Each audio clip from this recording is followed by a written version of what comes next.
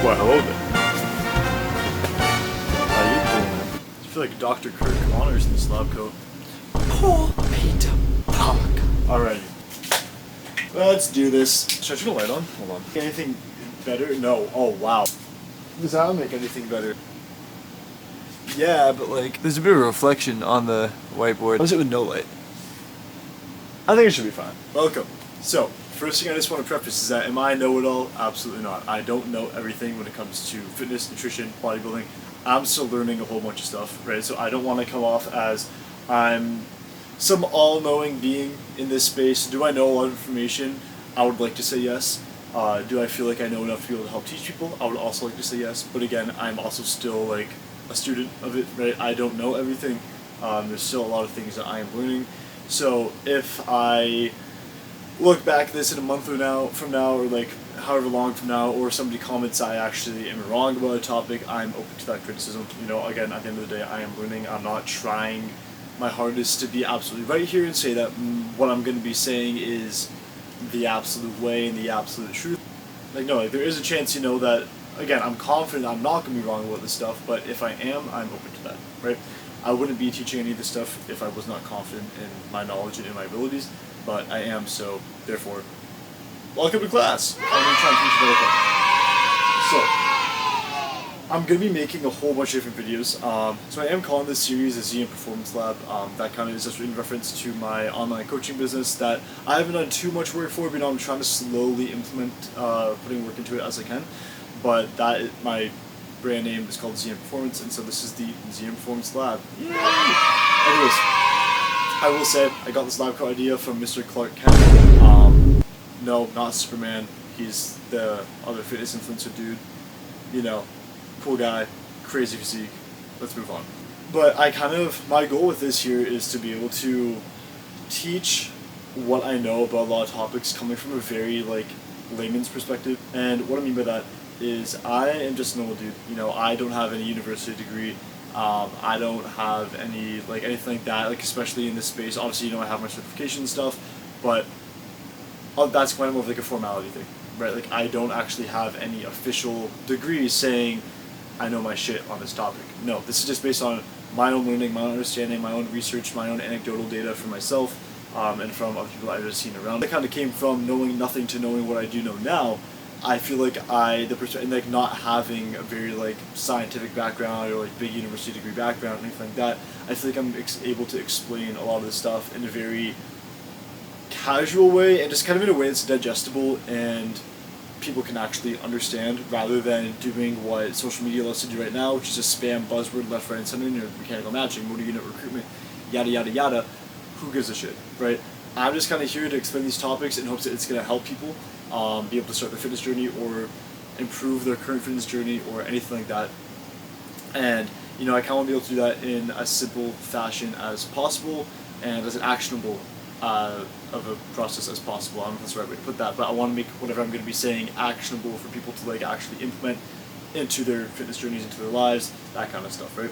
Yeah, I feel like I kind of come from a bit of a humble perspective in terms of I don't have any science degree, scientific background, knowledge, specifically from university or college or anything like that, and so I think I'm able to explain things relatively in normal language rather than insanely scientific and all this SBL stuff on social media where people are just parroting research papers. They're saying words that they don't even know the meanings to. They're just using all these buzzwords to try to, and they're just trying to have an opinion. They're trying to say that their way is right, their way is the way. And no, I'm just trying to share my knowledge on what I have in hopes it's going to help people. And because I think through this process as well, it's also going to be able to help me learn more about, my field. The field that I'm currently in, the field that I am still striving to get further into, all that kind of stuff. And so, by any means, don't be fooled by the lab coat. Comical and theatrical effect. I bought this on Amazon for $20. It's on an actual lab coat. I mean, technically it is an actual lab coat, but I'm I ain't no scientist. All right, I'm just a dude who's kind of into stuff, Anyways, body recomposition. Like I was saying earlier, this is going to be a series, right, where I'm going to be doing so many different topics in the future, but the first 3 episodes I'm going to be doing are going to be on body recomposition. That's going to be including nutrition, training, and recovery. Now, today's video is going to be nutrition. So yeah, I did that poll on Instagram.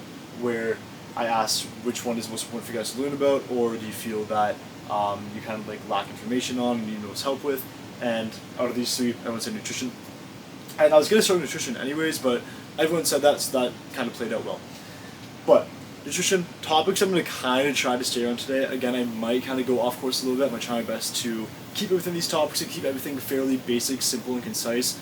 Again, so that things are actionable, so that people can just implement this into their life and actually be able to just like have results and have a little bit more information than they came into this video with, right? Again, my goal here is that you're coming into this video with X amount of information, X level of knowledge, and I want you to leave with, ideally, hopefully, more than that, right? So, the topics we're going to be talking about today when it comes to nutrition is going to be calorie balance, calories / macros, protein, fat, carbs, diet adherence, meal / macro timing, and then kind of like a summary. So, first, we're going to get into calorie balance. Now, my trusty whiteboard here, it turns around. Well, I was just like, hold on. Ow! Ow! Just like squish my fucking thumb in there. Okay. It turns around. Pretty cool, pretty nifty, right? I built this thing. Anyways, so up in this corner here, hopefully you guys can see that. If not, there's a little stick figure dude. His name is Jimmy Bob. He's 5'6", 155 pounds, 25% body fat, and his maintenance calories is around 2,000. Okay? Now, again, like I said, first topic we're going to be talking about is going to be calorie balance. Yeah, calorie balance, alright? So, first topic we're going to talk about is calorie balance. So, what is calorie balance, okay? Calories is a unit of measurement in terms of energy, right?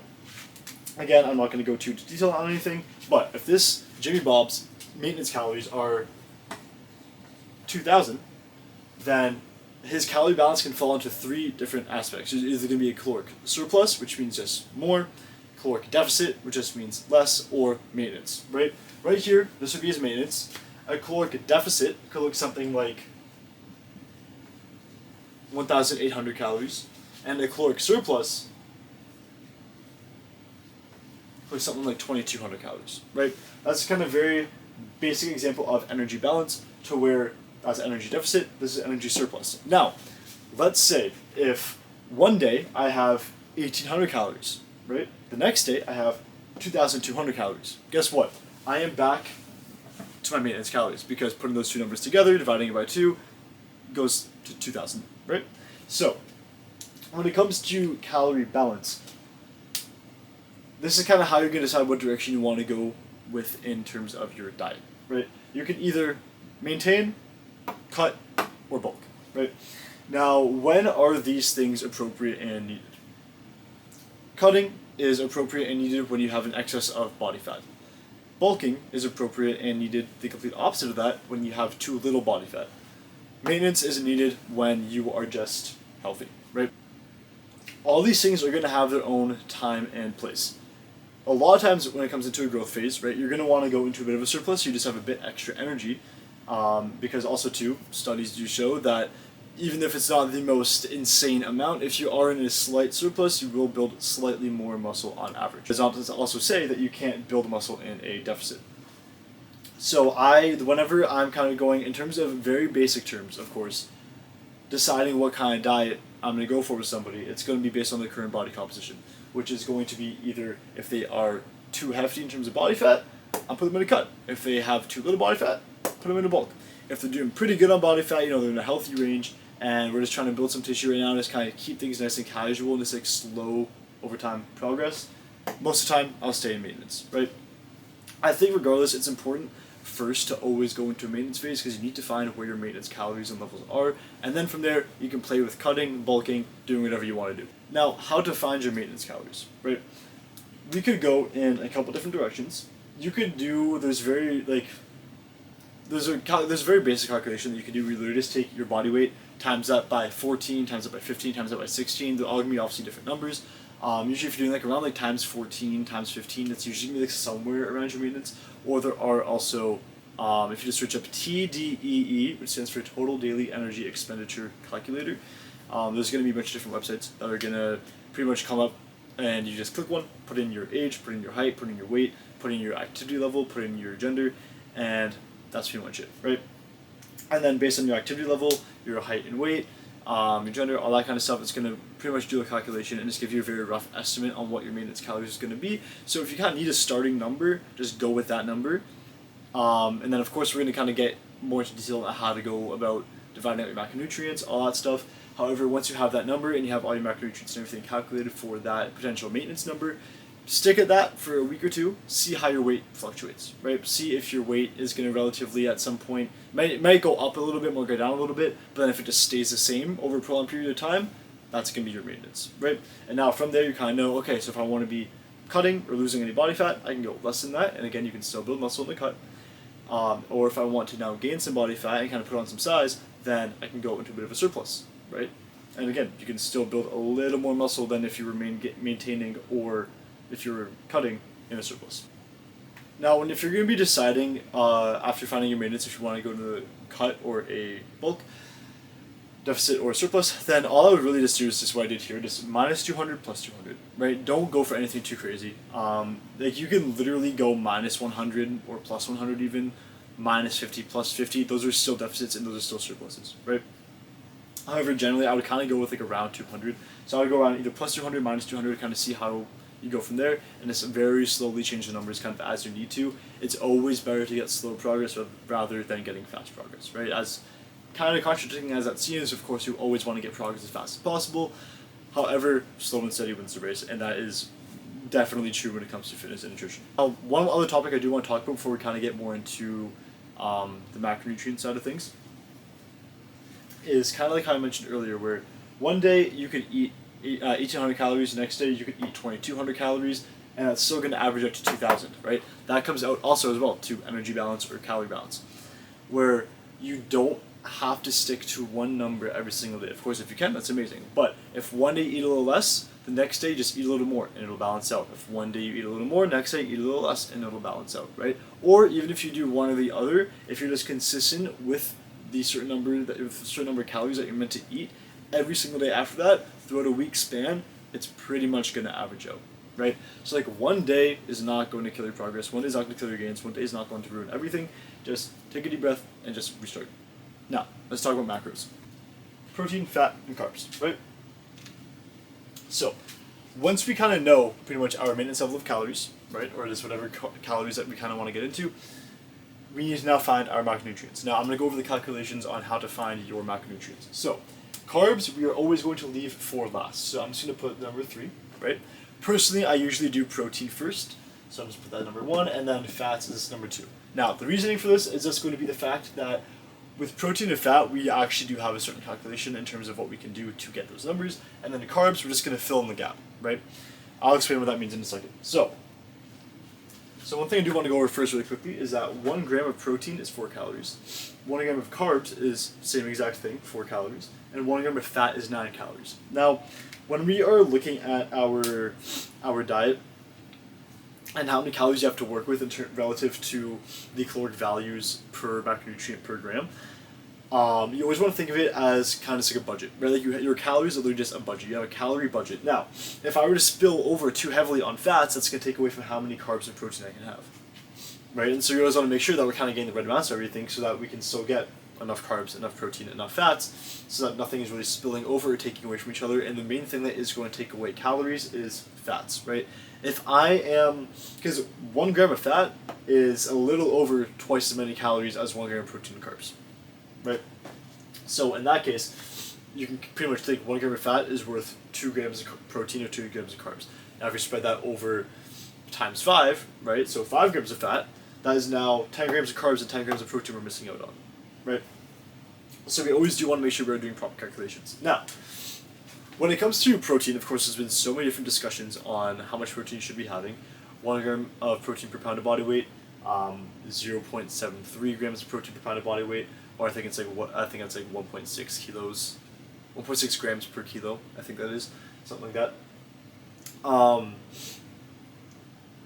Realistically, I just personally like to do like very bare minimum, like 0.8, right? I take that 0.73 number, I just round it up a little bit. Having a little extra protein is never going to hurt, right? But again, we don't have to be exactly spot on with all these things. It's never going to hurt. Or if you want, go for a gram of protein per pound of body weight. Or if you want to go even higher than that, right? It really, the more protein you have, it doesn't necessarily matter. Of course, there is going to be a certain cap to where the amount of protein that you are consuming in terms of your muscle absorbing it and actually building tissue off of that protein is going to be capped at around 0.73 grams of protein per pound of body weight, right? Now, one of the things with protein as well, though, is that it has something called a higher thermic effect of food, or thermic effect of feeding. Now, what that pretty much means is that in order for your body to digest protein, your body burns more calories digesting protein than it does carbs or fats, right? Because our body still uses energy in order to digest food. Now, if our body is going to be using more energy to digest protein rather than carbs or fats, if we go on a bit of a higher number of protein, right, we're still going to be yielding good benefits in terms of muscle growth, right? And our body is also going to be burning more calories at the same time. Very simply put. Another benefit of going with high protein is satiating, right? Protein is the most satiating macronutrient out of carbs and fats. So if you are having more protein, you are going to feel overall more full. How to find these numbers? So for protein, again, number I'm going to use is going to be 0.8. This is also going to be from a maintenance perspective, right? So right now I'm working with our maintenance level of calories. Let's say we're going to be about 2,000 calories for maintenance level, right? So what I'm going to do here now to find protein, right, is like I was saying earlier, the 0.8 number. That's just kind of like what I like to round it up to, and it's kind of like relatively averaged out around. So I'm going to take Jimmy Bob's body weight, which is 155 pounds, times that by 0.8. Which is going to be 124. So that is going to be now 124 grams of protein that Mr. Jimmy Bob is going to be having. Now, in terms of finding out how much that's worth in terms of calories, we're just going to multiply that by 4. So 124 times 4 is 496. Boom. Right? And so now, we know the caloric value of how much protein Jimmy Bob is having, plus we know how much protein Jimmy Bob is having as well. Now, for fats, I'm going to take Jimmy Bob's weight again, which is 155 pounds, and times that from anywhere from 0.3 to 0.5. Now, let's say smack in the middle, let's go 0.4, right? Just for why not.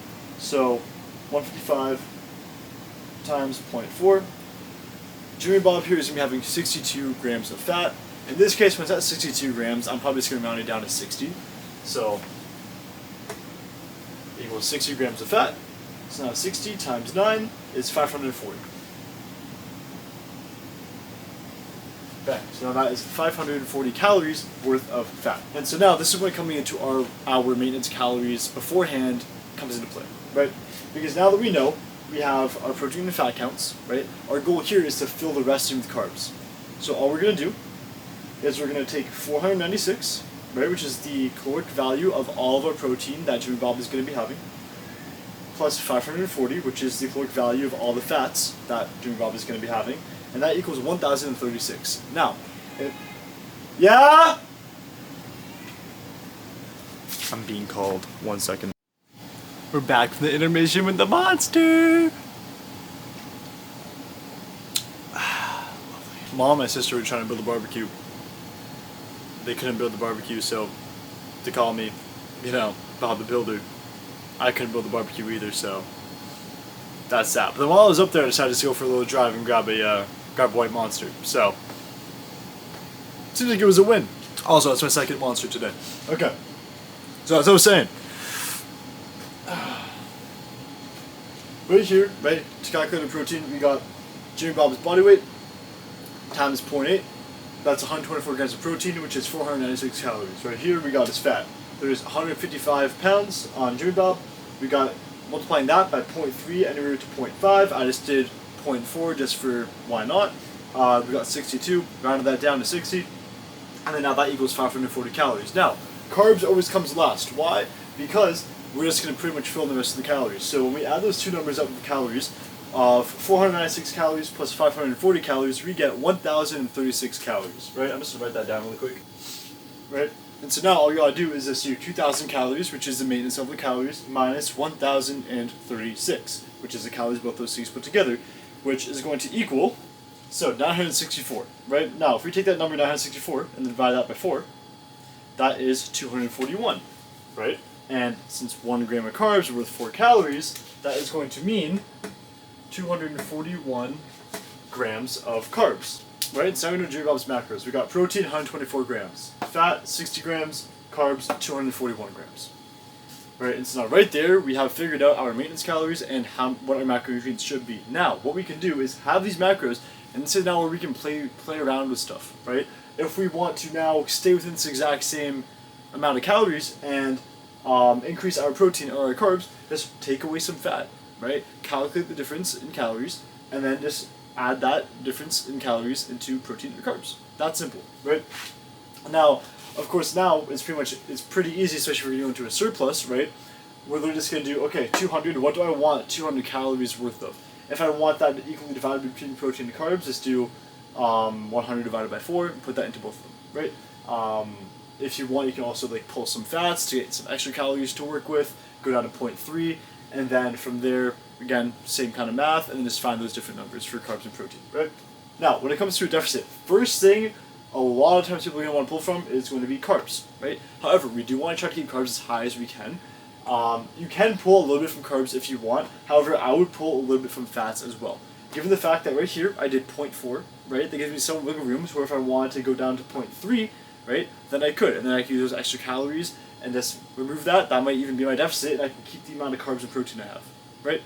Or again, like you might take some away from carbs. You can take a little bit away from carbs, add some more to protein, which during a cut, I definitely would recommend doing a little bit higher protein, a little less carbs. But yeah, that's kind of like how you can play around with it, right? Once you know that 1 gram of protein is worth 4 calories, 1 gram of carbs is worth 4 calories, 1 gram of fat is worth 9 calories, you can kind of do the math from that point and just kind of figure it out for yourself, right? Right, so each of guys macros: 112 grams of protein, 60 grams of fat, 241 grams of carbs. I'm just going to kind of break down very, very simply and quickly kind of what each of these macronutrients is important for, like literally super simply. Protein, building blocks, right? Protein is literally just built on amino acids. Amino acids are just kind of like what a protein is like. If you like go kind of deeper into the actual structure of proteins, they're just amino acids. And that's pretty much just the building blocks of our body, right? It's the building blocks of our muscle, building blocks of our immune system, of tissue, of literally just everything, right? Fats, hormones, I'm literally just going to leave it at that. Hormone production, hormone quality, all these kinds of things. You know, that obviously, of course, plays a big role in terms of our mood, in terms of our sleep, in terms of everything, right? And then carbs, literally just fastest readily available source of energy. You know, our muscles have glycogen stores. That's also where water goes into as well. So when you increase carbs, the water inside your muscles and its overall size and everything is going to increase. It's because there's just more water stored in there. And so when you increase carbs and you think, oh man, I'm getting fat because the scale went up 2 or 3 pounds. No, it's literally just water weight. It's literally just your glycogen stores filling up. 1 gram of, I'm pretty sure it's like 1 gram of carbs or 1 gram of glycogen stored in the muscles is like 3 grams of water or something. So, you know, the more glycogen that you have in your muscles, the more water you're also going to have, which means the more full you're going to feel, the more full you're going to look, and the more water you're going to hold, which is going to automatically increase your weight, and it's not going to be directly going into fat, right?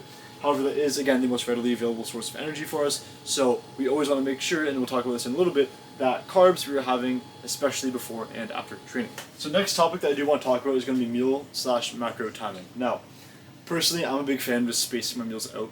I don't have the biggest appetite. That's a lie, I do. It's like very hit or miss with me sometimes, where if I can eat a lot at once or not. And so I find that if I just generally space out my meals, I can get not only consistent and more consistent uptake of my macronutrients, but then I also just have more flexibility in terms of dividing things up and when I'm eating them and just kind of like actually timing things properly. So, for example, fats, right? Fats, usually you're going to want to get in your first couple of meals, right? Especially breakfast. So, for example, for me, my breakfast, I have eggs, right? And then now, especially later at night, for your last meal of the day, you want to have some fats in there as well. It's kind of like when you can best put them in for the fact of wanting to have carbs before and after your workouts. The reason that we want to have carbs before and after our workouts is going to be because we want to make sure that we are filling our glycogen stores, right? And that, again, like I said earlier, carbs is going to be the most readily available source of energy for our body and for our muscles, right? When we are contracting our muscles, the energy source that is going to most likely be using will be carbohydrates, or at least mostly carbohydrates, right? So you want to make sure we are filling up on those, using that in our training session. Usually I have mine around like 30 to 60 minutes before my training. Usually it's around an hour, but depends, of course, on what kind of carb source you are having. There are some carb sources that are, like for example, sugar. If you have like a pack of Skittles, right, like that's going to digest and get into your system much faster than pasta would, for example. Anyways, so you want to have it beforehand, just kind of like give yourself energy, give your muscles glycogen and water and all that stuff before you lift. You're going to go work out. Now, of course, not all of your glycogen is going to be depleted. However, you are going to want to make sure you're having more carbs again now after your lift, just because that carbs also do play a massive role in terms of building muscle tissue. And so if you're going to be having a high carb, high protein meal after our lift, those carbs and that protein is going to kind of just be shuttled right into our muscles, rather than if we were having fat with it as well. It's going to kind of slow down that digestion, and they're not going to go right into the muscle necessarily as fast, right? And so if we're kind of just removing fat from our pre-workout meals and our post-workout meals, that gives it more of an opportunity to kind of go right into our muscles and just to actually be able to have a bit better of an effect. And then rather than if we were to be having fat with that, right? Because I would just kind of slow that entire process down a little bit, slow down digestion, which if it slows down digestion while we're having those other macronutrients with that meal, then it's obviously going to digest slower into our system, right? And we kind of want a bit of a faster uptake of those, especially around training, because we want to increase and maximize our training performance as much as we can. So protein, I usually do have that very evenly split out. Fats, I usually have that beginning of the day and end of the day, and I don't have any fats really around my pre-workout, intra-workout, or post-workout. There's no fats involved. Now, final topic I'm really going to kind of just be talking about is diet adherence. If you are trying to plan a diet for yourself or for a client, and they or yourself are not able to adhere to it, there is zero point of having that diet. This is one thing you're going to hear me say a lot throughout every single one of these videos, is that adherence is king. Adherence is literally everything. If you cannot adhere to something, it does not matter what the program or structure of it is. If you can't adhere to it, you're not doing it. And if you're not doing it, you're not going to get the results. You need to find something that is adherable for you. Now, if you're somebody who struggles with binge eating, or not eating enough, or just like overall you're just like used to, not even if you don't binge eat, but just like used to eating a lot more in general, then you know sometimes finding a consistent diet can be very, very hard, right? Or if you're somebody who's just kind of like trying to live much more of like a lifestyle rather than go right into bodybuilding, and you like having cheeseburgers here, French toast there, a deep fried chicken burger here, you know, like that kind of stuff. Again, that's okay. We don't need to make a complete 180. If you want to, that's amazing. That's great. You're going to have benefits from that. But you're also going to have benefits from just tossing in a few like more consistent healthy meals while still having that other stuff, right? Like if I were to be having, let's say like every single day, if I like wasn't really a lifter, if like I was lifting very casually and I just had like a very lifestyle casual diet, where I'm saying, you know what, I enjoy getting like a burger here and then Chipotle the day after, then maybe some wings and then maybe again another burger, right? You could do that, just like instead of doing that every single day or every few days, like just do that once or twice a week, right? Do that even 2 or 3 times a week and just fill up the rest of your meals with healthy options, right? Or healthier options. Or even if you want to keep eating the same stuff, go for it. Just try to limit the amount of fats and just increase the amount of protein that you're having, right? That's going to yield more benefits for you. It's just about making small adjustments and not completely changing, getting rid of your entire lifestyle, making it 180, because at the end of the day, we want to build and change our habits, and that's not going to happen just by us just deciding it, unless you are that kind of person, right? On average, people are not like that, where they can just 180, just change everything. It's going to be a slow process where like slowly you're bringing in some healthier food, taking out some of the unhealthier stuff. Slowly that healthy food is going to take over rather than the unhealthy stuff, and your healthy food is going to be what's more consistent rather than the unhealthy stuff, right? And it's like, it's okay to be having some healthy stuff here and there, but we just want to try to replace that consistency. Now, once you're able to find a diet that you can adhere to, right, that's when you can now start making even more and more adjustments later down the line, and the next thing you know, your diet's completely changed, right? If you cannot adhere to a diet, there is no point in doing it. Like, if you cannot adhere, there is no point. Adherence is the #1 rule above anything else. That's like, there's no other way to put that. Right. I do kind of understand this video probably was a little bit all over the place. You know, my train of thought, I have crippling ADHD, so my train of thought loves to fucking go left, right, center, upside down, whatever the fuck direction you want to call it. And so I just go like off the rails. I try to keep my train of thought as streamlined as possible. Hopefully this was coherent and you guys are kind of able to understand where I'm coming from with all this stuff, you know, regarding energy balance, calorie balance, finding your maintenance calories, how to decide if you should do a surplus or a deficit, how to find your macronutrients, when to be having them. Biggest thing in terms of meal timing and macro timing is just limit the amount of fats and increase the amount of carbs before and after your training sessions, and increase your protein as well, just to make sure that you're satiated and full during your training session, and just like, you know, again, after training session, just those nutrients kind of get shuttled right into the muscles. And then just make sure that whatever diet you're trying to plan out for yourself or for your client, that they or yourself can adhere to it. Because if you cannot adhere to something, then there is 0 point in doing it. But yeah, hopefully you guys are able to learn some stuff from this. If you guys have any questions, leave comments below, or feel free to message me on my Instagram or TikTok or anything like that. I'm more than happy to respond, help out, anything like that. If there are any topics that you guys want me to talk about in the future, let me know. I am firstly going to be talking about training and recovery before I get to any other topics, but if there are any other specific topics that you guys do want me to talk about, I'm more than happy. You know, again, one of the things I love about doing this right now is the fact that if people start commenting topics that they want me to talk about, I now have also a reason to research deeper into this topic so I can learn more about it, so I can talk more about it, right? Which I love, right? And so, yeah, hopefully you guys are able to learn something. This is Performance Lab Episode 1, Body Recomposition regarding nutrition. I do want to make I'm definitely going to do like a revised video of this in the future at some point, where I'm going more in depth on things, or I just have like a more streamlined and concise thought path and pattern. But yeah, I don't know. I'm excited for where this is going to go and where this is going to take me.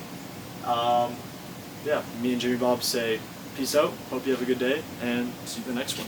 I also am planning to start doing lifting content again soon. I'm really locking in bodybuilding and everything right now. As hectic as my schedule and work and stuff is, I'm really going to try my best to record as much as I can, edit as much as I can, do as much as I can, so I can just get the stuff up there, right? Yeah, see you guys in the next one.